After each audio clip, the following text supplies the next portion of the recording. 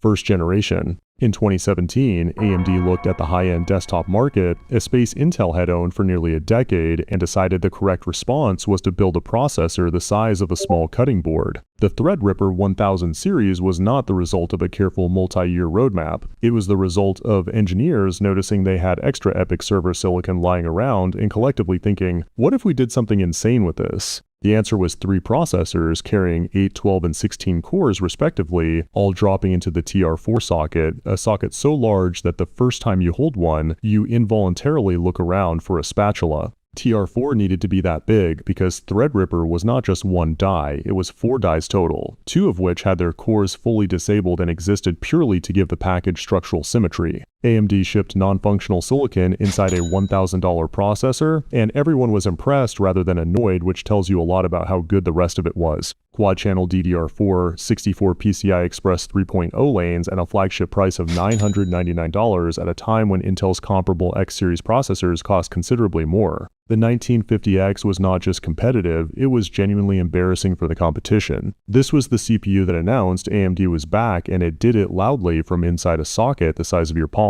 This is about as reasonable as Threadripper ever gets, so sticking around might help before things scale a bit out of control.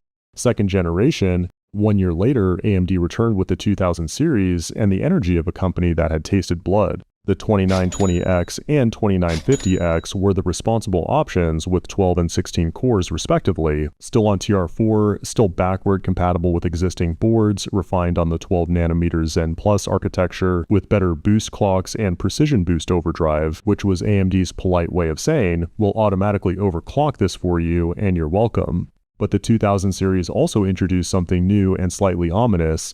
The WX suffix, the 2970WX, brought 24 cores. The 2990WX brought 32. Both carried a 250-watt TDP that required you to think very carefully about your cooling situation before proceeding. And both were priced at $1,300 and $1,800 respectively, which at the time felt expensive until you remembered what 32 cores on a desktop had cost approximately never before. The 2990WX was a world record, and AMD made sure everyone knew it. What they